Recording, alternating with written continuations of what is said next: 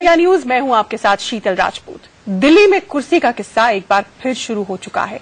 चुनावी दंगल में दाव पेच की प्रैक्टिस शुरू हो गई है। दिल्ली में इस बार सियासी सीन बेहद दिलचस्प बनता हुआ दिख रहा है। आम आदमी पार्टी का सर्वे कराने का पुराना ब्रह्मास्त्र बीजेपी आजमा रही है, तो सोशल मीडिया पर मोदी स्टाइल में चैलेंज देकर अरविंद केजरीवाल ने आम आदमी पार्टी के लिए नोट और वोट बटोरने की मुहिम छेड़ दी है। लोकसभा चुनाव के दौरान मोदी ने खुद को चायवाला के तौर पर पेश किया था, तो केजरीवाल खुद को बनिया बताकर दिल्ली में बीजेपी के परंपरागत वोट बैंक में सेंध लगाने में जुटे हुए हैं। आम आदमी पार्टी और बीजेपी का इरादा एक दूसरे को उसी के दांव से चित्त करने का है। अब ये बड़ी बहस का मुद्दा है कि क्या दिल्ली में आपको सर्वे के सहारे शिकस्त देगी बीजेपी, और क्या मोदी की नकल करके बीजेपी को मात देंगे केजरीवाल।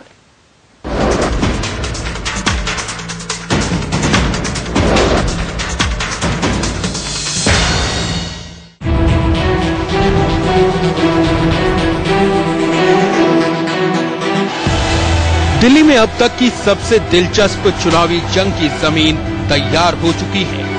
बीजेपी और आम आदमी पार्टी दोनों को लग रहा है कि इस बार सीधा मुकाबला नरेंद्र मोदी और अरविंद केजरीवाल के बीच होगा।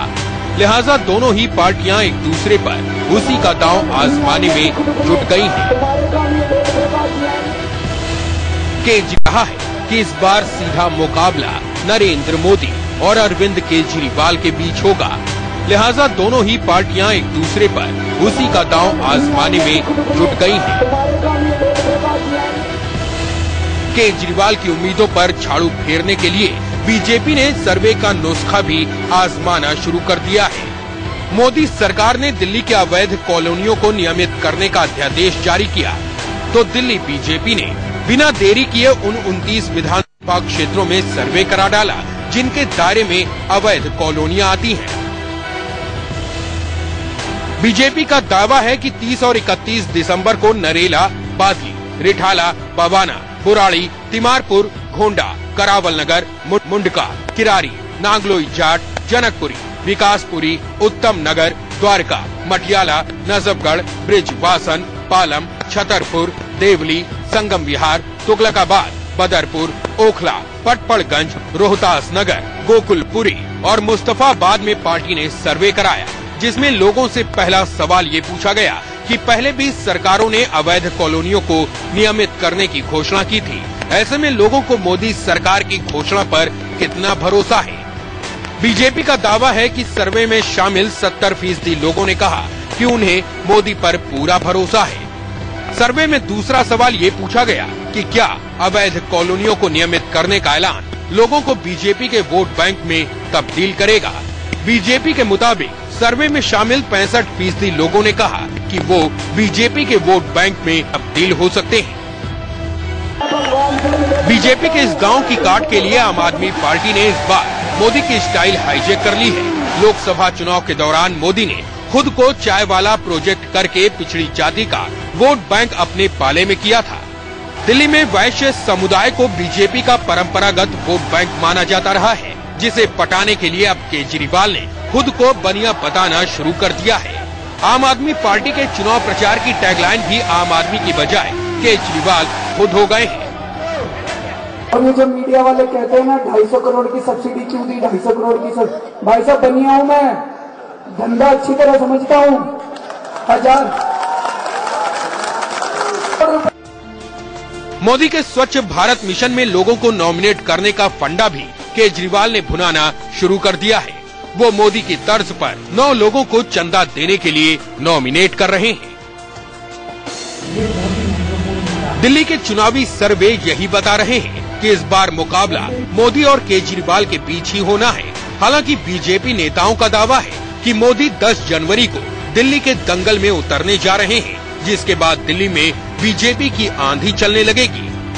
10 तारीख को 10 जनवरी 2015 को रामलीला मैदान में 11 से लेकर 2 बजे के बीच में हजारों की संख्या में लोग आएंगे। उन्होंने हमको 10 तारीख का समय दिया है और लाखों कार्यकर्ता दिल्ली के उस दिन रामलीला मैदान में जाएंगे और अपने प्रिय नेता के जो भाषण है, उनका विजन है, दिल्ली के संदर्भ में वो क्या सोचते हैं, देश के संदर्भ में क्या सोचते हैं, इसके लिए प्रोग्राम हमने रखा है।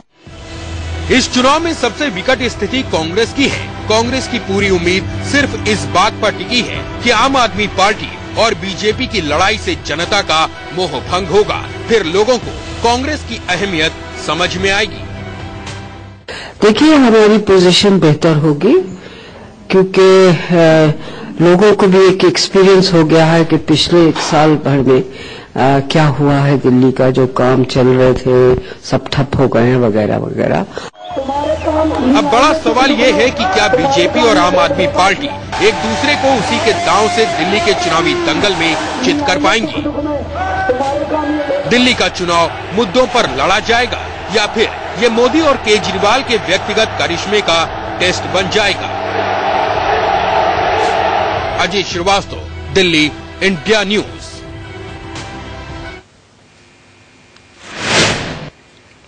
तो वाकई बेहद बेहद बेहद दिलचस्प होने जा रही है दिल्ली की जंग, और इसी पर बहस करने के लिए हमारे साथ खास मेहमान स्टूडियो में मौजूद हैं। हमारे साथ मौलाना कल्बे रुशैद रिजवी, आम आदमी पार्टी के वरिष्ठ नेता है, अरविंद केजरीवाल के करीबी माने जाते हैं, ये जुड़े हुए हैं। हमारे साथ विनोद कुमार बिन्नी, एक्स एमएलए लक्ष्मीनगर के भी स्टूडियो से जुड़े हैं। रामवीर शौकीन, एक्स एमएलए नोएडा स्टूडियो से हमारे साथ जुड़े हुए हैं। प्रदीप सिंह, वरिष्ठ पत्रकार, मेरे साथ मौजूद हैं। कांग्रेस प्रवक्ता रागिनी नायक हमारे साथ जुड़ी हैं और थोड़ी देर में बीजेपी के वरिष्ठ नेता जगदीश मुखी भी हमारे साथ जुड़ेंगे। सबसे पहला सवाल मौलाना साहब आपसे, क्या अब मोदी की नकल करके केजरीवाल बीजेपी को मात देना चाहते हैं और दिल्ली को फिर फतेह करना चाहते हैं? शीतल, मैं आपके इस सवाल का जवाब यूं देना चाहूंगा कि अरविंद केजरीवाल का एक अपना अंदाज शुरू से रहा है और इसी अंदाज को उन्होंने आगे बढ़ाया है।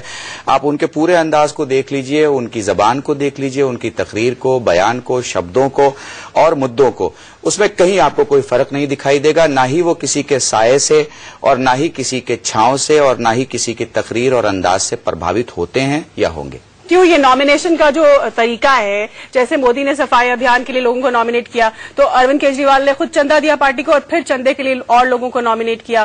फिर मोदी ने जिस तरह से चाय वाला जो मोदी का दाव था उस पर बनिया दाव अब केजरीवाल चला रहे, कहते हैं कि बनिया हो धंधा अच्छी तरह समझता हूं। तो ये चीजें तो चुराई हुई लगती है।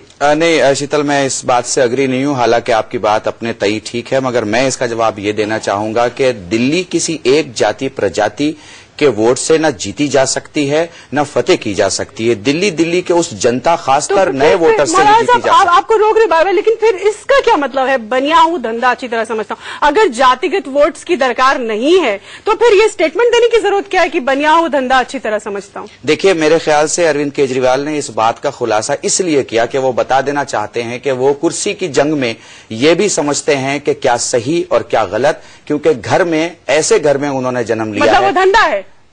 मैं कुर्सी की जंग में वो बहुत अच्छे तरीके से ये बताना चाहते हैं कि जिस घर में मैं पैदा हुआ हूं उस घर में नुकसान का काम नहीं होता, हमारे घर में फायदे और नुकसान समझे जाते हैं। यही बनिया जाति और बनिया फैमिली का उसूल। क्या यही मायने है बिन्नी साहब अरविंद केजरीवाल के इस दाव के? दरअसल मैं बता दूं, देखो, ये कहना कि मैं बनिया हूं, ये अपने आप में इस देश की राजनीति में और दिल्ली के बाकी जो जाति धर्म है उन सब लोगों के मुंह पे तमाचा है। ये कहना कि हम जानते हैं बाकी कोई लोग नहीं जानता है, या मैं बनिया जाति से हूं तो मेरे साथ आप जुड़ जाइए, मेरा फायदा करिए, मेरा नुकसान करिए, ये इस राजनीति में सबसे खतरनाक काम है। और अरविंद केजरीवाल, इसमें कोई डाउट नहीं है कि इस समय जाति धर्म सारी जितनी भी चीजें हैं उन सब चीजों को लाकर इस देश में राजनीति को इतने नीचे इन लोगों ने गिरा दिया है। कहीं विकास की बात नहीं है, डेवलपमेंट की कहीं कोई बात नहीं है, जिस विषय पे बात होनी चाहिए कहीं नहीं है। आज जाति धर्म के नाम पे लोगों को तोड़ना मरोड़ा जा रहा है। ये कहना कि मैं बनिया हूं, अरे और लोग भी सारे, बहुत सारे लोग हैं यहाँ इस देश में, इतनी सारी जातियां, इतने सारे धर्म है। इसका मतलब आपको बनियाओं के अलावा किसी की जरूरत नहीं है? इसका मतलब तो ये हुआ कि सिर्फ आपको बनिए लोग चाहिए, बाकी लोग इस दुनिया में कोई धंधा नहीं करना जानता। प्रदीप जी का कमेंट जी, धंधे की बात कर रहे हैं, कॉर्पोरेट कंपनी की तरह चलाने की बात कर रहे हैं, नॉमिनेशन कर रहे हैं चंदे के लिए, आपके इस पर व्यू पॉइंट? देखिए शीतल जी, जाति की बात करना भारतीय राजनीति में कोई नई बात नहीं है, लेकिन एक पार्टी जो इन सब के विरोध में जिसका जन्म हुआ हो, उसका सर्वोच्च नेता अगर इस तरह की बात करता है तो निश्चित रूप से आपत्ति की बात होती है। या तो अरविंद केजरीवाल ये दावा करना छोड़ दें कि वो अन्य राजनीतिक दलों से अलग हैं, उनकी जो राजनीतिक संस्कृति है वो नहीं है जो बाकी राजनीतिक दलों की है, तो एक बराबरी पर आ गए हैं कि वो जैसे बाकी राजनीतिक दल राजनीति को धंधा समझते हैं वो भी धंधा समझते हैं। एक बात। दूसरी, उनकी मुश्किल इस चुनाव में बहुत बड़ी ये है कि पिछले चुनाव में एक तो नएपन का उनको फायदा था उनका कोई उनकी हिस्ट्री नहीं थी, कोई हिस्ट्री का बैगेज नहीं था कि पहले अच्छा किया है बुरा किया है, इस तरह का कुछ नहीं था। दूसरा, आसान टारगेट था। 15 साल की शीला दीक्षित सरकार की एंटी इनकम्बेंसी, उस पर 10 साल की सेंट्रल गवर्नमेंट की एंटी इनकम्बेंसी, और देश भर में जो माहौल बना हुआ था भ्रष्टाचार के खिलाफ, उसमें भ्रष्टाचार के खिलाफ आंदोलन से जन्मी हुई एक पार्टी, तो सब एडवांटेज ही एडवांटेज थे। अब इस चुनाव में वो सॉफ्ट टारगेट नहीं रह गया। उनको अगर टारगेट बनाना है तो नरेंद्र मोदी को बनाना पड़ेगा। उनको अगर टारगेट बनाना है तो जो पिछले उनके सरकार छोड़ने के बाद से जो कुछ हुआ है एडमिनिस्ट्रेशन में, उसको बनाना पड़ेगा। उनके सामने मुश्किल ये है कि जो 49 दिन सरकार में रहने के बाद वो छोड़ कर गए, उसकी सफाई कैसे दें। वो ऐसा मुद्दा है जो उनके गले की हड्डी बन गया है, वो न निगल सकते हैं न उगल सकते हैं। वो ऐसा मुद्दा है जिस पर वो उनको हमेशा डिफेंसिव होना ही पड़ेगा। बिल्कुल। मौलाना साहब, मैं फिर रागिनी के पास भी चलूंगी। रागिनी कुछ कहना चाह रही हैं। मौलाना साहब, जो बुनियादी बातें लेकर अरविंद केजरीवाल राजनीति में आए और जिस तरह की पार्टी और पॉलिटिक्स की बात उन्होंने की, जैसे कि प्रदीप जी ने पॉइंट आउट किया अभी कि जाति की बात करके और इस तरह की तमाम बातों का बखान करके वो उन्हीं चीजों को झुठला रहे हैं जिस राजनीति के दम पर वो आए थे। नहीं, मैं हालांकि प्रदीप भाई ने अपने तई जो बात कही वो उनकी अपनी स्टडी है, सही है, बहुत अच्छी है। मैं इतना कहना चाहूंगा, हमारा हिंदुस्तान आजाद है। मुझे कहने का हक है कि मैं मुसलमान हूं और मुसलमान में शिया इस्नाशरी हूं, और उन्हें भी कहने का हक है कि मैं हिंदू हूं और हिंदू में बनिया हूं। ये बहुत छोटी सी चीज है, इस बात का कोई मुद्दा नहीं होना चाहिए। लेकिन जहां तक मैं समझता हूं, जिन जिन चीजों के खिलाफ अरविंद केजरीवाल ने हिंदुस्तान में नई सियासत की शुरुआत की है, मुझे लगता है वो कभी अपने रास्तों से नहीं हटेंगे। और जितने वादे उन्होंने पिछले, इसके अलावा क्या हटेंगे? देखो, उन्होंने स्पष्ट कहा है कि मैं बनिया हूं, और नहीं, ये तो बाकी लोग इस देश में है ही नहीं, बाकी जातियां कुछ नहीं समझती हैं, आप सब कुछ समझते हैं। और मुझे लगता है कि दिल्ली के मुद्दों से ध्यान हटाने का एक तरीका हो सकता है उनका। दूसरी दलों का, दूसरी पार्टी का मोदी या उनका स्टाइल जो आज क्यों कर रहे हैं आप अपना कॉन्फिडेंस लेके सामने मुझे आइए, कहीं नहीं लगता अरविंद ने किसी को फॉलो किया है, और ना ही उनको कोई इस तरह मजबूर कर सकता है कि वो किसी को फॉलो करे, ना जबान में, ना बयान में, ना स्पीच में, ना मुद्दों में, और ना उनकी स्टाइल। रागिनी,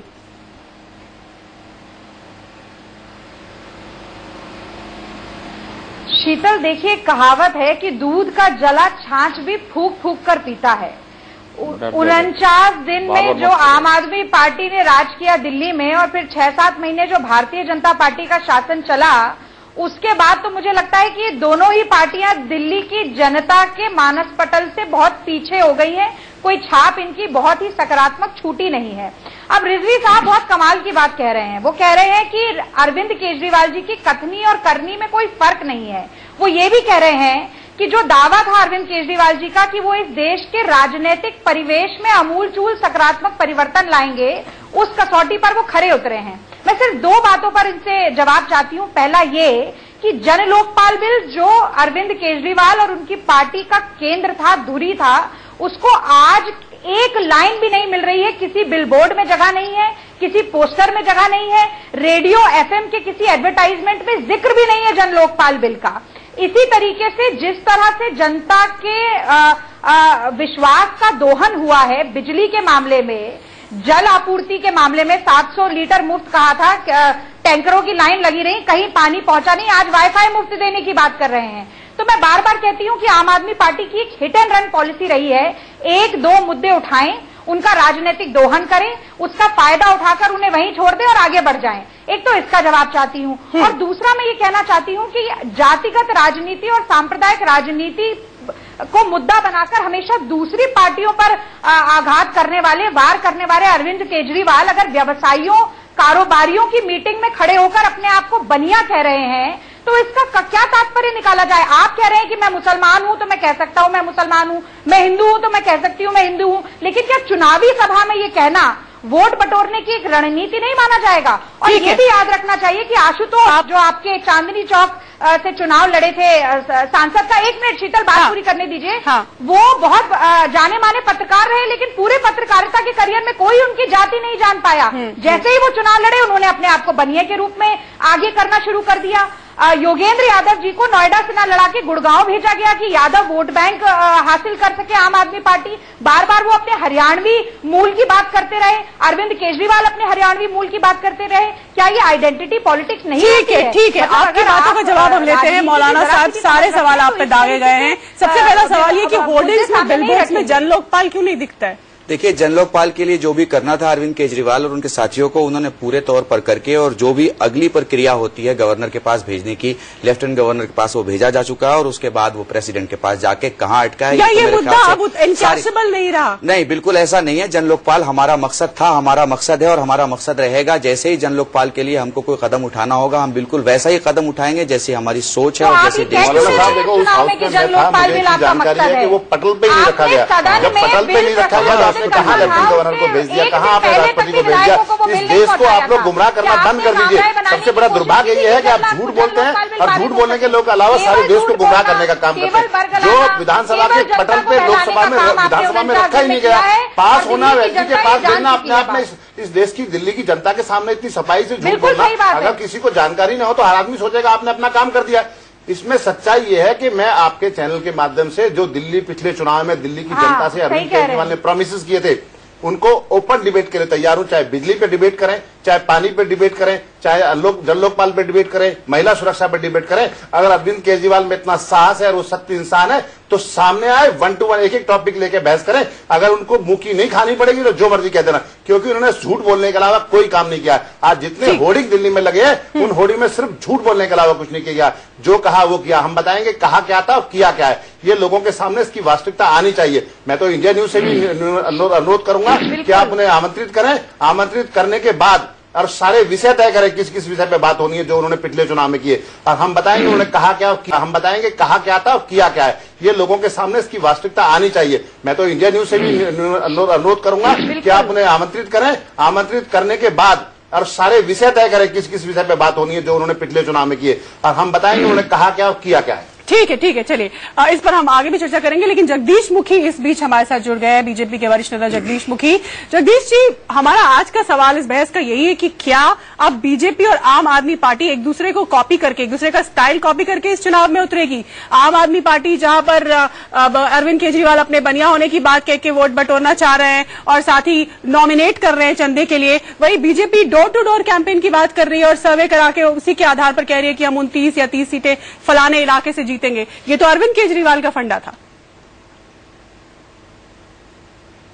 नहीं, हमने ऐसा कभी नहीं कहा। ये हम जब से हमारी पार्टी जनसंघ बनी थी उस दिन से हमारा डोर टू डोर कैंपेन सभी जानते हैं। हमारा संगठन डोर टू डोर जाने के ही हमेशा काम किया करता था।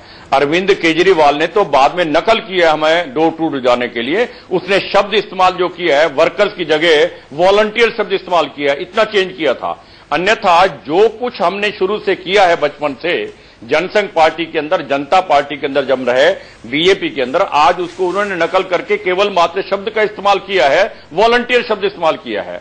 हम उनकी नकल नहीं कर रहे, उन्होंने नकल की है। किंतु मैं एक बात कहना चाहता हूं, वो ये केजरीवाल साहब की जो सोच है आज राजनीति के अंदर, वो केवल ये मान के चल रहे हैं कि एक झूठ को यदि हम 100 बार बोलेंगे, अलग अलग बिल बोर्ड के ऊपर लिखेंगे और प्रचार करेंगे तो वो 100 बार एक झूठ बोलेंगे तो वो सच साबित हो जाएगा। किंतु मैं उन्हें बताना चाहता हूं, केजरीवाल जी, काठ की हांडी कभी भी दोबारा नहीं चढ़ा करती। आपने गुमराह करके जनता को जिस प्रकार से वोट ले लिए वो दिन लद गए। आज जिस प्रकार से आपने जनता के साथ धोखा किया है, गुमराह किया है, जनता अच्छी तरह से उसे समझती है। जो आपने फ्री पानी देने की बात की थी सभी को, बिजली आधा 50% माफ करने की बात की थी, कहीं कुछ नहीं किया आपने, और केवल मात्र आपने गुमराह किया है। उसमें भारतीय जनता पार्टी काला धन था। अब तो मैं बता रहा हूं आपको क्या किया है। भारतीय वो ये जानते भी नहीं कि कितना काला धन है बैंक के खातों में जमा हुआ, और चुनावी रणनीति में कहते थे कि 15 लाख रुपया जनता पार्टी ने घोषणा की थी। बताइए, देखिए, भारतीय जनता पार्टी के साथ सबसे बड़ी मुश्किल ये है कि इनके केंद्र नेतृत्व को अपने क्षेत्रीय नेतृत्व पे भरोसा ही नहीं है। अमित शाह जी अभी 2 दिन पहले एक मीटिंग में कहते हैं कि भारतीय जनता पार्टी जो दिल्ली की है उसका सबसे बड़ा दुश्मन कार्यकर्ताओं का आलस है। यानी कि वो ये बता रहे हैं कि भारतीय जनता पार्टी के सारे कार्यकर्ता जो दिल्ली के हैं वो आलसी है, काम नहीं कर सकते, इसीलिए उनको बाहर के लोगों को इंपोर्ट करके दिल्ली का चुनाव लड़ाने के लिए लाना पड़ रहा है। और सबसे महत्वपूर्ण बात तो मैं ये कहती हूँ कि अगर भारतीय जनता पार्टी को मोदी जी की आंधी का इतना विश्वास होता तो पिछले 8 महीने से इंतजार किस बात का था चुनाव होने का।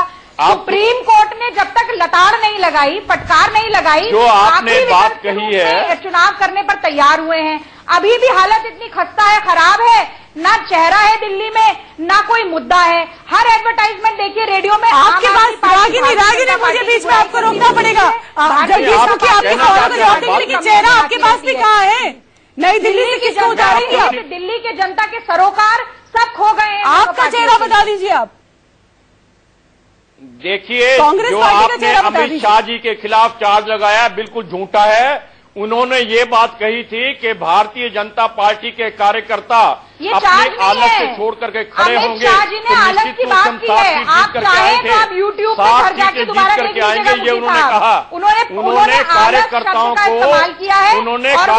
को कहा है, कार्यकर्ताओं को आह्वान किया है कि आप अपना आलत से छोड़ करके पब्लिक के बीच में जाएं और 60 सीट जीतेंगे, ये उन्होंने बात कही है। मैं आपको ये बताना चाह रहा हूँ, भारतीय जनता पार्टी ने वादा किया था कि हम ठीक है। रागिनी आपने चेहरे की बात की, आपने चेहरे की बात की, कांग्रेस पार्टी का चेहरा बता दीजिए मुझे दिल्ली के 200 यूनिट तक आ रहे हैं, उनको 1 रुपया 20 पैसे प्रति यूनिट कम किया हमने। और जिनका ठीक है जगदीश मुखी जी, मसला अलग लाइन पे जा रहा है। पैसे प्रति यूनिट हमने बिजली का बिल कम किया है। आप जो बात कह रहे हैं वो सीधा सीधा उल्टा केजरीवाल पर बात आती है। आज के समय में केंद्र शासित दिल्ली में 23% बिजली का बिल दिल्ली की जनता ज्यादा दे रही है। ठीक है, ये दोनों आपस में भिड़ने लगे हैं। प्रदीप जी ये बता दीजिए और वो तो छोड़िए, आज ही लोकपाल बिल पेश न होने के कारण अरे दिल्ली की जनता के हित के बारे में बात कर रही है। आप बताइए 30% मुद्दा है, रहेगा नहीं रहेगा? ठीक है। प्रदीप जी चेहरे की बात की रागिनी ने, दिलचस्प है। चेहरा बीजेपी के पास कौन सा है और कांग्रेस के पास? अरविंद केजरीवाल नई दिल्ली से घोषित हो गए हैं, लेकिन ना तो अभी कांग्रेस कर पाई है और ना ही बीजेपी इतना कॉन्फिडेंस जता पाई है। तो ऐसे में कैसे निपटेंगे दोनों?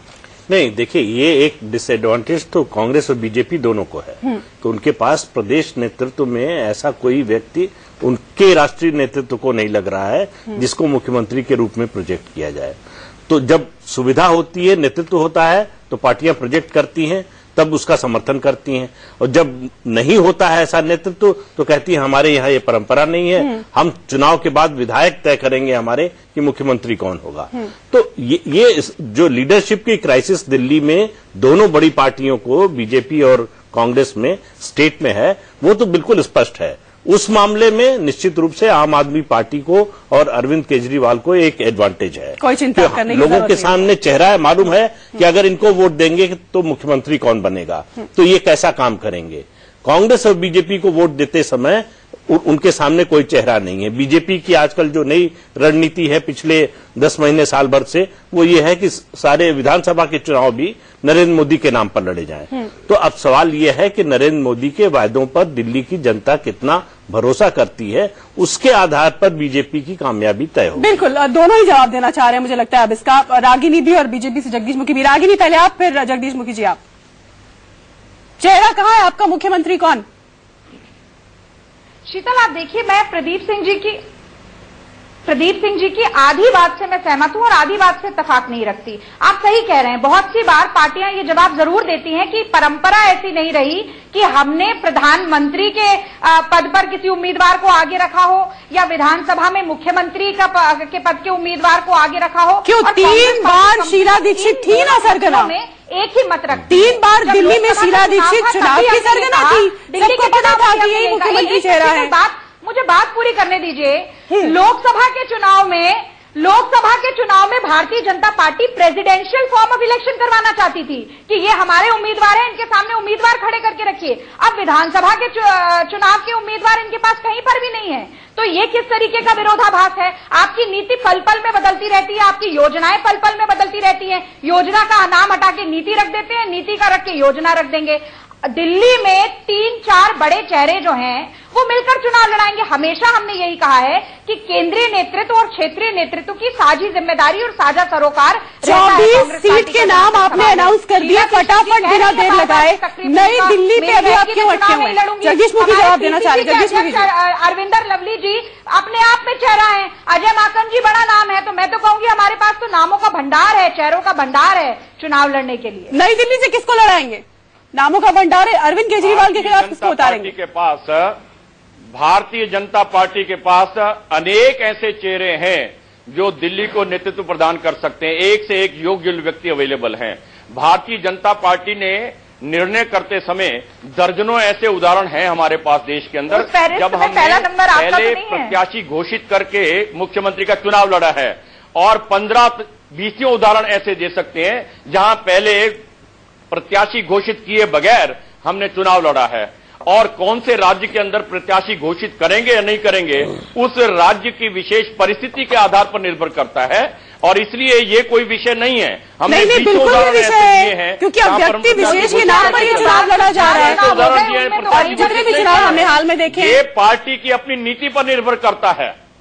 अब नीति की बात हो रही है, क्योंकि हमारे पास नेताओं की कमी नहीं है। दोनों इस वक्त नेतृत्व अच्छा देने वाले बहुत योग्य व्यक्ति हमारे पास उपलब्ध है। लीडरशिप में जब कोई ऐसा नेता हो जिसको प्रोजेक्ट करने और हमारा राष्ट्रीय नेतृत्व तय करेगा इसके बारे में, तब पार्टियां प्रोजेक्ट करती हैं। अभी दिल्ली में कम से कम स्थिति यह है कांग्रेस बीजेपी दोनों में कि किसी का अगर नाम प्रोजेक्ट करें तो पार्टी के अंदर से ही उसकी टांग खींचने वाले कई निकल आएंगे। एक कारण वो है, कोई क्लियर रूप से स्पष्ट रूप से दिखाई दे रहा हो, जैसे शीला दीक्षित के समय था। सबको मालूम था कि एक औपचारिकता है कि चुनाव के बाद वो फिर मुख्यमंत्री बनेंगी। चेहरा वही थी। तो उस तरह की स्थिति अब कांग्रेस में भी नहीं है, बीजेपी के पास भी ऐसा कोई चेहरा नहीं है जिसको वो प्रोजेक्ट करना चाहे। पिछले चुनाव में उन्होंने डॉक्टर हर्षवर्धन को प्रोजेक्ट किया था, इस बार कोई आवाज आ नहीं रही है। स्मृति ईरानी का नाम जरूर उठा था। वो मुश्किल लगता है, जो अभी तक की बीजेपी की रणनीति रही है कि किसी सांसद को जो है वो विधानसभा में नहीं भेजेंगे, तो उसको देखते हुए नहीं लगता कि, लेकिन अगर कोई सांसद चुनाव लड़ता है बीजेपी से, तो ये मान लीजिए दिल्ली में कि वो मुख्यमंत्री पद का उम्मीदवार हो सकता है। एक बार फिर वापस प्रदीप जी वापस आए, जो एक दूसरे के स्टाइल को हाईजैक करने की बात है। जल्दी से आऊंगी आपके पास। अरविंद केजरीवाल पर अगर फिर से लौटे तो अरविंद केजरीवाल ने, ये मुझे बहुत दिलचस्प लगा कि जिस तरह से उन्होंने अपनी पार्टी को कुछ हजार का चंदा दिया और फिर और 10 लोगों को नॉमिनेट कर दिया कि आप, तो अब मोदी अगर कर रहे हैं सफाई अभियान, वो तो देश हित समाज हित में है, यहाँ आप चंदा जुटाने के लिए वही स्ट्रैटेजी इख्तियार कर रहे हैं, हास्यास्पद है। देखिए, चंदे के साथ साथ विचारों का भी अभाव हो गया आम आदमी पार्टी में, आइडिया का। जो पार्टी पहले जिसके बारे में बाकी पार्टियां चिंतित रहती थी कि कौन सी नई बात ये फिर लेकर आएंगे, और एक समय आपको याद हो कि दिल्ली के चुनाव के बाद राहुल गांधी ने बाकायदा प्रेस कॉन्फ्रेंस में कहा, प्रेस से बात करते हुए, कि हमको आम आदमी पार्टी से सीखना चाहिए। बिल्कुल, बिल्कुल। अब आम आदमी पार्टी दूसरी पार्टियों से सीखने की कोशिश कर रही है। एक बदलाव तो ये आ गया है। दूसरा, अगर आप याद करें तो दिल्ली विधानसभा के चुनाव से पहले 2013 में अरविंद केजरीवाल और उनकी पार्टी घोषणा करती थी कि ये भ्रष्ट मंत्री है, इसका घेराव करेंगे। अब ऐसा लगता है कि देश से भ्रष्टाचार खत्म हो गया है, किसी का घेराव करने की जरूरत नहीं है, भ्रष्टाचार की बात करने की जरूरत नहीं है। तो पार्टी में किसी भी पार्टी के जो जीवन काल है उसमें परिवर्तन आते हैं, लेकिन इस तरह के परिवर्तन कि 360 डिग्री आप घूम जाए, ये देखने को नहीं मिलता जो आम आदमी पार्टी में। मौलाना साहब, ये 360 डिग्री का परिवर्तन। फिर मैं रामवीर शौकीन और विनी जी के पास भी आऊंगी। मैं बस इतना ही कहना चाहूंगा कि जहां तक मैं अरविंद को जानता हूं, मैं ऐसा कुछ अरविंद की जिंदगी में नहीं देखता, क्योंकि मैं बहुत क्लोज। हमें सार्वजनिक तौर पे दिख रही है सब बात। इंसान को आजादी है खुले तौर पर कि वो चंदा कैसे जुटाए, और खुले तौर पर आजादी है कि वो देश में किस प्रोग्राम को कैसे लागू करे। मुझे लगता है अरविंद केजरीवाल एक पढ़े लिखे आदमी है, और उन्होंने वही किया होगा जो पार्टी हित और देश हित में होगा, और इस तरीके पर किसी को आपत्ति नहीं होनी चाहिए। जहां तक रहा सवाल ये कि पहले पार्टियां हमसे सीखती थी और हम पार्टियों से सीख रहे हैं, मुझे ऐसा नहीं लगता। लेकिन मैं इसका जवाब ऐसे देना चाहूंगा कि हर पार्टी में हर चीज गलत नहीं है, और किसी पार्टी में सारी चीज गलत नहीं है। मैं सिर्फ इतना कहना चाहूंगा, अगर कोई अच्छी पहले चीज तो आपको सब में सब गलत नजर आता था। नहीं, बिल्कुल नहीं। जो गलत था उसको गलत कहा गया। ऐसा कभी नहीं कहा गया कि सब कुछ गलत है। अगर सब कुछ, जी क्या ये सच है? मैं बता दूं, क्योंकि इन्होंने अरविंद केजरीवाल ने हमेशा एक बात कहा कि मैं ईमानदार हूं, इसके अलावा दुनिया में कोई ईमानदार नहीं है। और ये मैं जो चंदे वाली और आप मेंबर नॉमिनेट करने वाली बात कर रहे हैं, दोनों में अंतर है। आपने मोदी जी का नाम लिया और दूसरी तरफ आपने अरविंद केजरीवाल का नाम लिया। मोदी जी ने जो नॉमिनेट करने की प्रक्रिया है वो पूरे समाज, पूरे देश हित की बात है। और जो अरविंद जी ने चंदा लेने वाली बात की, वो अपने लिए, अपनी पार्टी के लिए लेने की बात की। तो दोनों में बहुत फर्क है। वो अपनी पार्टी के लिए करना चाहते हैं, अपने लिए करना चाहते हैं। और मोदी जी ने जो प्रक्रिया अपनाई थी वो देश हित में हर आदमी को स्वच्छ बनाने के लिए की थी। ऐसा नहीं है भारतीय जनता पार्टी का कोई इस तरह का कोई प्रवक्ता हूं, लेकिन जो सच्चाई है उसको पूरी ईमानदार सच्चाई से हम लोगों को कहना चाहिए। इसमें कहीं कोई डाउट नहीं। अरविंद केजरीवाल अपने आप को सबसे स्मार्ट, सबसे ईमानदार, सबसे सुलझा हुआ इंसान, सबसे समझदार, सबसे इंटेलिजेंट आदमी अपने आप को मानते हैं। और पूरे देश के लोगों को, सब लोगों को मूर्ख मानने में उनके दिमाग में कहीं कोई परहेज नहीं लगता मुझे। मुखी जी ने हाथ खड़ा किया, वो कुछ कहना चाह रहे हैं इस चंदे वाले पैंतरे पर। फिर मैं रामवीर शौकीन के पास भी आऊंगी। मैं एक सेंटेंस बोलना चाहूंगा। श्री केजरीवाल के 49 दिन के शासन के अंदर जो उन्होंने करके दिखाया है, उन्होंने ये सिद्ध किया ना तो किसी परिपाटी के विश्वास रखते हैं, ना ही वो विधान के अंदर विश्वास रखते हैं, ना ही वो संविधान के अंदर विश्वास रखते हैं। उन्होंने संविधान को तोड़ा है, विधान को तोड़ा है, परिपाटियों को समाप्त किया है। ये अराजकता का राज्य जो है 49 दिन देखने को मिला है पूरे दिल्ली के अंदर। ये अराजक व्यक्ति हैं, अराजकता का शासन इन्होंने दिया है, अराजकता पूरे दिल्ली के अंदर पैदा की है। ये मैं 49 दिन के शासन को 2 शब्दों के अंदर कहना चाहूं तो ये कह सकता हूं मैं जी। होर्डिंग्स पर तो आप बहुत बखान करते हैं, उनके मुताबिक अराजकता का आप क्यों अराजकता की बात कर रहे हैं? होर्डिंग्स पर वो झूठ के अलावा कुछ नहीं कहते हैं जी। और सियासत में मुझे पता है सब एक दूसरे पर इल्जाम तराशी का काम करते हैं, मगर दिल्ली की जनता बेहतर जानती है कि किसने क्या किया और क्या नहीं किया है। जब बादल छट जाते हैं तो ऊपर उगने वाला सूरज बता देता है कि बादलों की हुकूमत हमेशा नहीं रहती। रागिनी,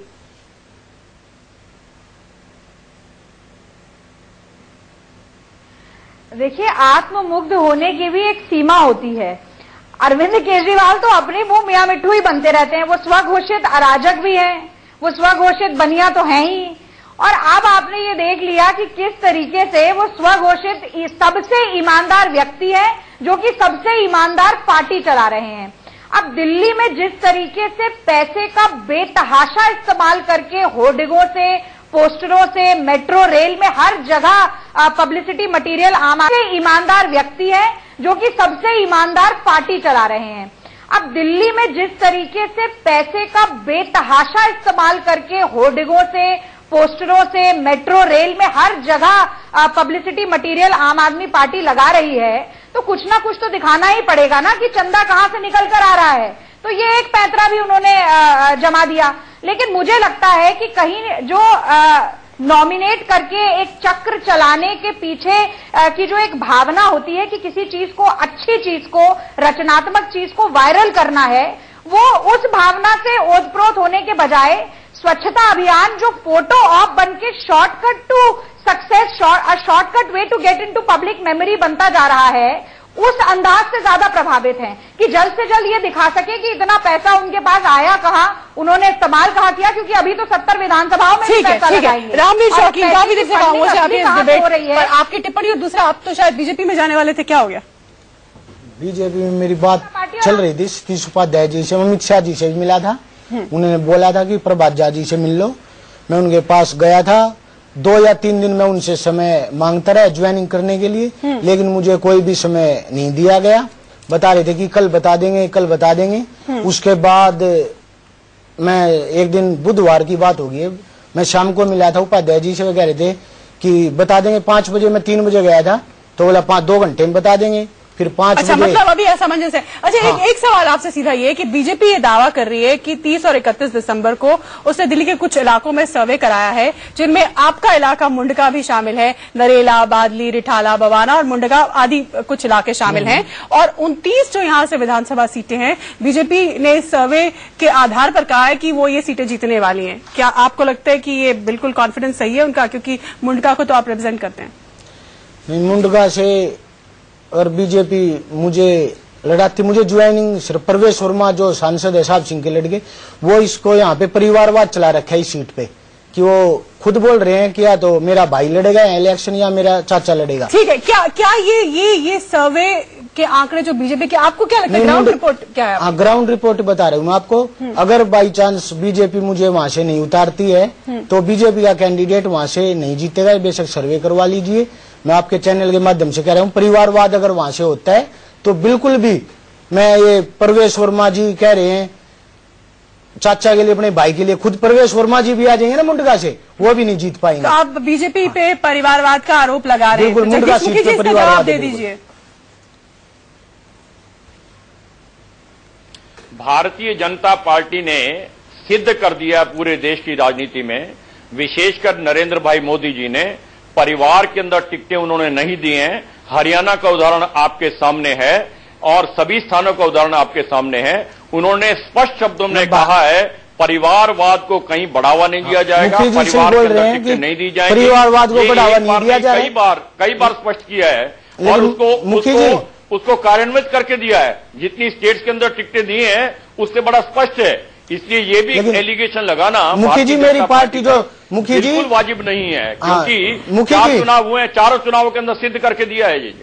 मुखी जी, मेरी पार्टी इसी वजह से सिर्फ परवेश वर्मा जी, परवेश वर्मा। अरे आप कैसी बातें कर रहे हैं मुखी साहब, कम से कम ऐसी बातें मेरी पार्टी मुखी जी, परवेश वर्मा जी को टिकट दिया गया है। हमारे शीतल जी मुख्यमंत्री रहे हैं साबित वर्मा जी, कॉलोनीज के बारे में चर्चा करेंगे। बिल्कुल, अनऑथराइज्ड कॉलोनीज वाले इलाके ही हैं, इसीलिए सवाल मैंने किया और बीजेपी ने तमाम इलाके में सर्वे कराया है और कहा है कि बीजेपी के जो वायदे हैं और जो उनकी जो नीतियां वो बनाने जा रही है इन इलाके के लोगों के लिए, उसके आधार पर ये सर्वे कहता है कि ये तमाम इलाके बीजेपी के पक्ष में वोट करेंगे। ये इसी सर्वे की मैं यही बता रहा हूँ मैं। मुखी जी, शाह जी और मोदी जी बिल्कुल परिवारवाद के खिलाफ है, लेकिन मेरी बात उन्होंने तक पहुंचने, मेरी बीजेपी ज्वाइन नहीं होने दी सिर्फ परवेश वर्मा ने। मुझसे मतलब मेरे ऊपर ही उल्टा झूठा इल्जाम लगाया गया सतीश उपाध्याय जी की तरफ से कि आप आए नहीं। मैं 3 दिन से उनसे समय मांग रहा था, ऑफिस में भी गया था उनसे, 2:38 पे मुझे फोन। चलो ये बहुत व्यक्तिगत हो गया। आप अलग से जब जाएंगे मिलने तो मेरा सवाल फिर से वही अवैध कॉलोनी वाले इलाके, मैं प्रदीप जी से यही पूछूंगी। प्रदीप जी, ये जो बीजेपी दावा कर रही है कि ये जो 2 दिन इन्होंने सर्वे किया है, नरेला, बादली, ये तमाम 29 ऐसे क्षेत्र हैं जहां पर अवैध कॉलोनियों का मसला जो है वो बहुत अरसे से है। तो इन इलाकों में सर्वे के आधार पर बीजेपी कहती है कि हमें ही वोट मिलने जा रहा है, जो हमने तमाम लोगों को वादे किए या जिस तरह की हमारी योजना है उनके लिए हमें ही वोट मिलेगा। तो ये कॉन्फिडेंस बीजेपी का आपको कैसा यहाँ पर?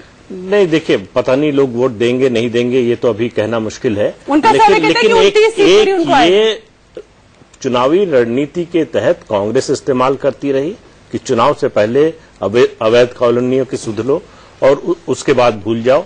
वही काम बीजेपी कर रही है। अब वो भूल जाएगी, याद रखेगी, ये बाद में पता चलेगा अगर आते हैं। दूसरी बात यह है कि उससे बड़ी बात मेरा कहना है कि ये अवैध कॉलोनियां बनती कैसे हैं, कौन लोग हैं जो इनको बनाते हैं। दरअसल ये जो इतना बड़ा ये तंत्र खड़ा होता है तो उस समय एडमिनिस्ट्रेशन कहां होता है, दिल्ली की सरकार क्या करती है, दूसरी एजेंसियां हैं वो क्या करती हैं। पहले इन्हें बसाने दिया जाता है वोट बैंक के तौर पर और फिर उस कुछ सुविधाएं देने के नाम पर उनको एक तरह से कैप्टिव वोट बैंक बनाया जाता है। उनको एक वोट बैंक के तौर पर ट्रेडिशनली ये बीजेपी का वोट बैंक नहीं रहा है, ये कांग्रेस का रहा है, लेकिन जिसमें आम आदमी पार्टी ने सेंध लगाई 2013 में। हाँ, तो बिल्कुल बेली जी, वही सवाल मेरा आपसे कि 2013 में शीला दीक्षित ने भी ये 12 में इन इलीगल कॉलोनीज को लीगलाइज करने की बात कही थी, लेकिन 2013 के चुनाव में सफाया हो गया कांग्रेस का, हम सभी ने देखा। तो क्या बीजेपी को ये दाव चलेगा? देखो, कांग्रेस ने 2008 में प्रोविजनल सर्टिफिकेट बांटे थे और जिसके आधार पे उसको दोबारा, उनको कम उम्मीद थी लेकिन बहुत सारे लोगों पर विश्वास करके उन्हें वोट भी दिया उनको। और 2013 में उनका, क्योंकि उन्होंने पहले झूठ एक बार लोगों को गुमराह कर दिया था, तो 2013 में कहीं ना कहीं उनको उसका नुकसान उठाना पड़ा। भारतीय जनता पार्टी ने एक पॉजिटिव प्रयास किया है। इसका क्या रिजल्ट रहेगा ये तो भविष्य के गर्भ में है। इसको अभी कह पाना कि लोग कितना उस प्रॉमिस पे विश्वास करेंगे, प्रॉमिस की बात नहीं, मतलब ये मसला, ये मुद्दा क्या है? मुद्दा अपने आप में बहुत सेंसिटिव है, बहुत लोगों के दिल को छूने वाली चीजें हैं। और देखो अगर लेकिन जितनी जल्दी 2 दिन पहले इन्होंने उसको निर्देश लाए और 2 दिन बाद ही सर्वे करा दिया, ये अपने आप में, क्योंकि अनऑथराइज कॉलोनी तक अभी तक ये मुझे लगता है बात पहुंची भी नहीं होगी, ये अपने आप में सवाल उठाता है। जगदीश पूरी तरह पहुंची भी नहीं होगी और इस तरह का सर्वे आ जाना मुझे लगता है कि प्लानिंग से ठीक है। जगदीश मुखी, शीतल जी, मैं कुछ कहना चाहती हूँ। हाँ रागिनी आपके पास आऊंगी। जगदीश जी आप अपनी बात रखिए पहले। शीतल जी मैं ये कहना चाह रहा हूँ, जी शीतल जी मैं ये कहना चाह रहा हूँ, ये जो अनाधिकृत कॉलोनी के अंदर रहने वाले लोग नारकी जीवन व्यतीत कर रहे थे, उनको रेगुलराइज करने के बारे में कांग्रेस ने समय समय पर बहुत झांसे दिए हैं, बहुत झुंझुने पकड़ाए हैं, बहुत सर्टिफिकेट झूठे जारी किए हैं, किंतु आज तक दिल्ली के इतिहास के अंदर जब कॉलोनियां रेगुलराइज की गई हैं, 2 बार पहले की गई हैं। एक 1970-71 के अंदर जिस समय विजय कुमार मल्होत्रा सीईसी थे, उस समय कॉलोनी रेगुलराइज की गई थी। एक 1977 के अंदर जिस समय केदारनाथ साहनी सीईसी थे और श्रीमान सिकंदर बख्त हमारे अर्बन डेवलपमेंट मिनिस्टर थे, उस समय कॉलोनी को रेगुलराइज किया गया था। और तीसरी बार अब कॉलोनी रेगुलराइज की गई है। या हमने जनसंघ के नाते से कॉलोनी रेगुलराइज की थी, या हमने जनता पार्टी के नाते कॉलोनी रेगुलराइज की थी, और तीसरी बार दिल्ली के इतिहास के अंदर कॉलोनी रेगुलराइज की है तो भारतीय जनता पार्टी के नाते से हमने रेगुलराइज की हैं। बाकी सब ने केवल मात्र इनके वोट बटोरने के लिए एक अनाधिकृत कॉलोनियों की राजनीति की है उनके साथ।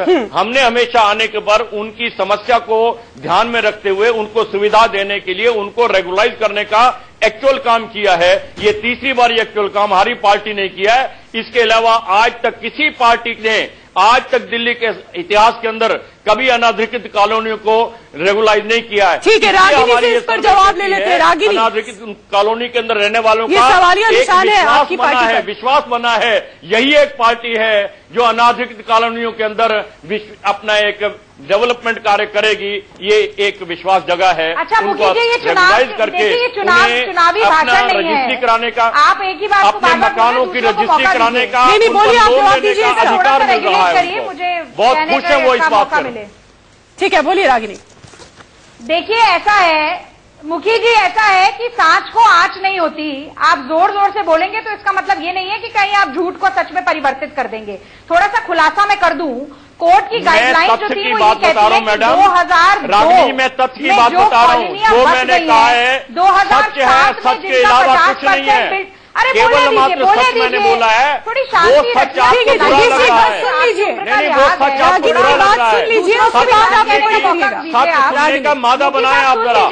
आप सच सुनने के लिए सच सुनने के आदि नहीं आप लगता है। मैंने जो आपके सामने कहा है वो सच के अलावा कुछ नहीं कहा है। आपको सच बुरा लग रहा है, आपको सच बुरा लग रहा है। एक छोटे से ब्रेक का ये रोकने वाले नहीं, एक छोटे से ब्रेक का वक्त है। ब्रेक के बाद लौटेंगे और रागिनी से इस पर जवाब लेंगे इसी बहस में, एक छोटे से ब्रेक के बाद।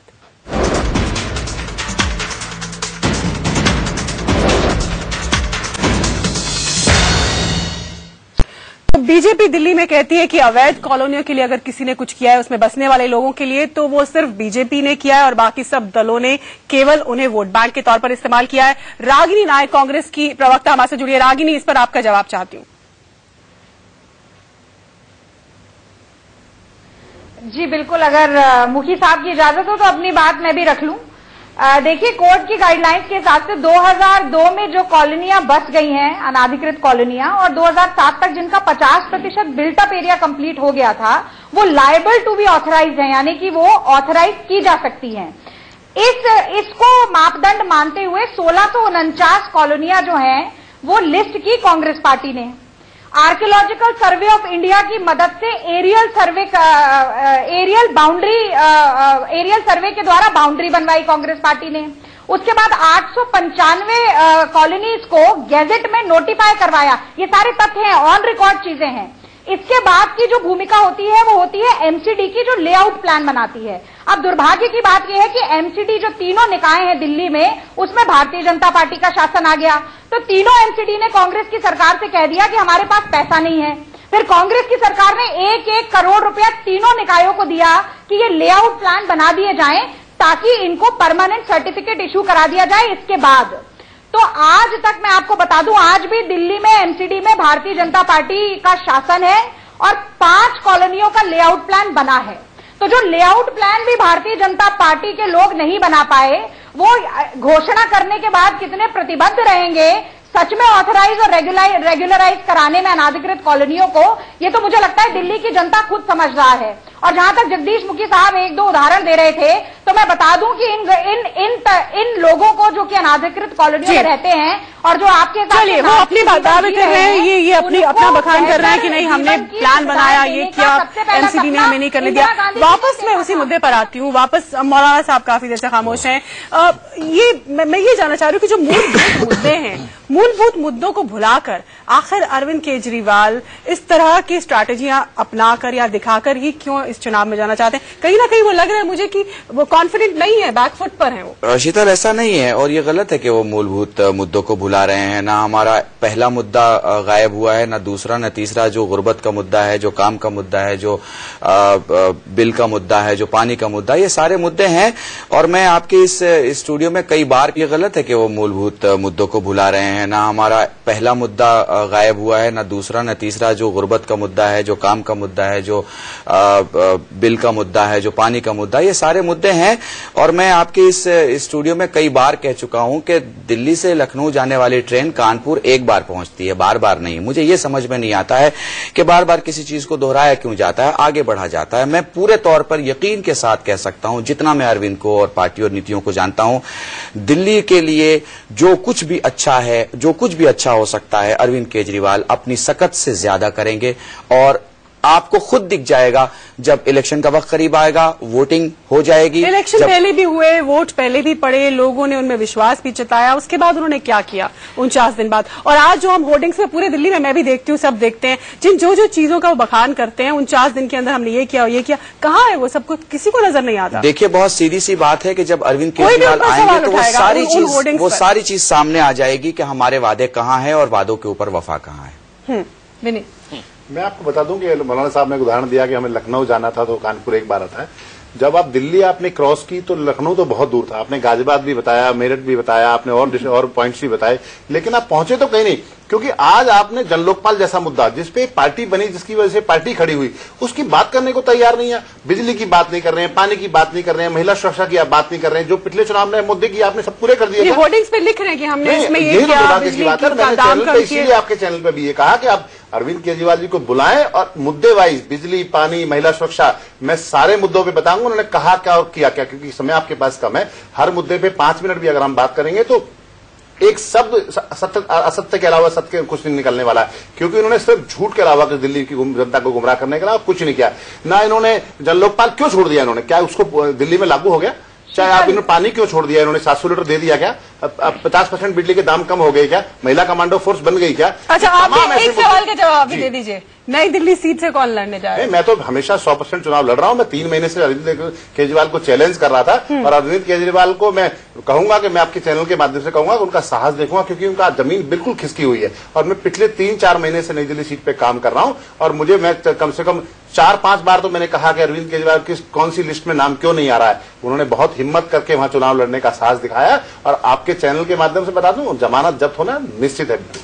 मौलाना साहब, सियासत में ऐसी बातें होती हैं उमूमी तौर पर, लेकिन आप खुद सोच सकते हैं, जिसने शीला दीक्षित को हराया हो, यकीनन उसने काम किया होगा तब इस जगह तक पहुंचा है। जब वो कुछ ना थे तब यहां तक पहुंच गए, अब तो बहुत कुछ है। झूठ के आधार पे उन्होंने राजनीति की, झूठ के आधार पे मुद्दे खड़े किए और उनको वापस कुछ नहीं लौटाया, ना बिजली पे, ना पानी पे, ना महिला सुरक्षा पे। जब आप झूठ के बारे में एक बार लोगों को मूर्ख बना सकते हो, बार बार लोगों को मूर्ख बनाना असंभव है। इसी आधार पे हम कह रहे हैं कि आपने सिर्फ झूठ के आधार पे आपकी पार्टी ने नरेंद्र मोदी की पॉलिटिक्स की कॉपी करने राजनीति करने जा रहे हैं। जो पॉलिसी अपना रहे हैं, आपने अपनी राह छोड़ दी है, बाकी पार्टियों की राह पे आप चल दिए। जब ये लोगों को चीजें समझ आएंगी तो आपको अपने आप समझ आ जाएगा जमानत किस तरह अरविंद केजरीवाल की नई दिल्ली में जब्त होने जा रही है। नहीं, एक फर्क आप देखिए, पिछले विधानसभा चुनाव से इस चुनाव में, उस समय बीजेपी के शीर्ष नेतृत्व और कांग्रेस के शीर्ष नेतृत्व दोनों के खिलाफ बोलते थे अरविंद केजरीवाल। अब आपको पिछले कुछ महीने में नरेंद्र मोदी के खिलाफ कुछ कहा हो अरविंद केजरीवाल ने, वो दिखाई नहीं देगा। तो एक उनके मन में दुविधा है कि नरेंद्र मोदी पर हमला करें कि न करें, उससे फायदा होगा कि नुकसान होगा। इस वजह से आप देखिए उनकी कई चीजों को जिसको लोग पसंद कर रहे हैं वो कॉपी करने की कोशिश कर रहे हैं। तो नरेंद्र मोदी के खिलाफ कुछ न बोलना ये अरविंद केजरीवाल के बदले स्वरूप का नतीजा है, उनके घटे हुए आत्मविश्वास का नतीजा है। बिल्कुल, मैंने सवाल इसीलिए यही किया था कि कॉन्फिडेंस जनाधार बढ़ा है, उसका पूरा कहीं ना कहीं बैकफुट पर है। शीतल, हाँ रागिनी।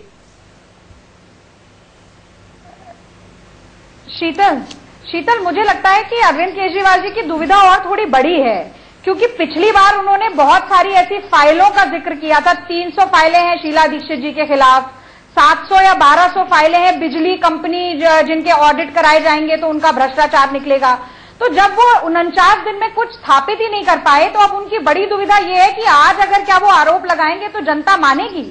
तो मुझे लगता है ये भी बड़ा कारण है कि वो आरोप लगाने से रुके हुए हैं। रिजवी साहब ने एक सवाल पूछा कि बार बार आप एक ही बात को क्यों दोहरा रहे हैं 49 दिन। अब देखिए रिजवी साहब, बात ऐसी है कि आप भविष्य में क्या करेंगे उसका मापदंड ये है कि आपने गत वर्षों में या गत दिनों में क्या किया, और उसी से अंदाजा लगाया जा सकता है कि आपकी आगे की योजनाएं और रणनीतियां कैसी होंगी। क्या ये सवाल, यही सवाल हम आपकी तरफ आपसे भी कर सकते हैं? की बात की रागिनी, इसी सवाल को ट्विस्ट करके अगर मैं आपकी तरफ मोड़ूं, इसी सवाल को ट्विस्ट करके अगर मैं आपकी तरफ मोड़ूं, कांग्रेस ने क्या किया है पिछले सालों में और अब इस वक्त आप कहाँ हैं? इस वक्त पूछिए, वही पूछ रही हूँ आपसे कि इस वक्त आप कहाँ हैं? देखिए, प्रदीप सिंह जी ने जब अपने, हाँ मैं आपको बताती हूँ, प्रदीप सिंह जी ने जब अपने वक्तव्य की शुरुआत की तो एक बहुत ही महत्वपूर्ण बात की तरफ इशारा किया। उन्होंने कहा कि 15 साल सरकार, देखिए 15 साल अगर दिल्ली में सरकार चली तो वो फ्लूक पे नहीं चल सकती। 3 बार अगर सत्ता में दिल्ली के लोगों ने कांग्रेस को काबिज किया तो कांग्रेस की नीतियों, उपलब्धियों, योजनाओं पर ही किया होगा। लेकिन हाँ, इतने लंबे समय राज करने के बाद थोड़ी विरोधी लहर, जिसे एंटी इनकम्बेंसी कहते हैं, वो थी, केंद्र की सरकार की भी थी, हमने उसका भुगतान किया। लेकिन आज 1 साल की एंटी इनकम्बेंसी आम आदमी पार्टी और भारतीय जनता पार्टी की है, जिसने बिजली पानी के नाम पे त्राही मचानी पड़ी लोगों को, जहां पर 100-150 रुपए किलो में मूलभूत जो जीवन की रोजमर्रा की चीजें, आलू प्याज, ये सब खरीदना पड़ा। तो यानी आप ये कह रही है कि ये सबका फायदा कांग्रेस पार्टी लेगी? धज्जियां उड़ गई, जहां महिलाओं, आप ये कह रही है कि आम आदमी पार्टी और बीजेपी की बनस्पत कांग्रेस को फायदा होने जा रहा है? कांग्रेस ने व्यवस्था दी 15 साल, कांग्रेस ने खुशहाली दी, कांग्रेस ने स्थायी नेतृत्व दिया। जब बिजली पानी का एक रिएक्शन जगदीश मुखी से ले लेती हूँ, फिर क्लोजिंग कमेंट प्रदीप जी, और फिर मुझे बहस को खत्म करना होगा। जगदीश जी, दिल्ली की जनता याद रखेगी। देखिए, पिछले आप 6 साल का इतिहास उठा के देखिए। 6 साल पहले से जिस महंगाई का चल रहा था, 11% तक आपकी इन्फ्लेशन रेट पहुंच गई थी, वो घटते घटते आप 6-6.5 तक पहुंच गई। और जिस समय नरेंद्र भाई मोदी जी प्रधानमंत्री बने, उस 6% की जो 6.5% की इन्फ्लेशन रेट को आज से 1 सप्ताह पहले उसकी इंक्रीज जो है वो 0% पे लाके खड़ी की है। मैं समझता हूं मुखी साहब की डॉलर के अनुपात में रुपए की कीमत बढ़ती क्यों जा रही है? चलिए प्रदीप जी, मोदी की नकल करके फिर वही सवाल, क्या आप बात देंगे केजरीवाल? और आपकी सर्वे की नकल करके बीजेपी क्या दिल्ली में सरकार बनाएगी? ये जो माहौल बन रहा है आपका? नहीं, देखिए ये इस तरह की बातों से चर्चा में तो आ सकते हैं आप, लेकिन जमीन पर कुछ बदल जाएगा ऐसा लगता नहीं। देखिए, रागिनी की ये बात ठीक है कि पिछले 1 साल की एंटी इनकम्बेंसी जो है वो आम आदमी पार्टी और बीजेपी के खिलाफ है। इसका स्वाभाविक लाभ कांग्रेस को मिलना चाहिए, लेकिन सवाल यह है कि कांग्रेस क्या उस स्थिति में है, उसका शीर्ष नेतृत्व, उसका संगठन क्या वो फायदा उठाने की स्थिति में है? अब दिल्ली का तो हमें चुनाव के बाद पता चलेगा, लेकिन अभी बाकी जिन राज्यों में चुनाव हुआ है उससे लगता है कि कांग्रेस उस स्थिति में लगती नहीं। चलिए, बिल्कुल अब देखना होगा कि दिल्ली इस बार किस करवट बैठती है, ये दिल्ली को तय करना है। आप सभी का हमारे साथ इस पैनल पर जुड़ने के लिए, इस बहस में हिस्सा लेने के लिए धन्यवाद। फिलहाल इतना ही, लेकिन इंडिया न्यूज पर खबरों का सिलसिला लगातार जारी है।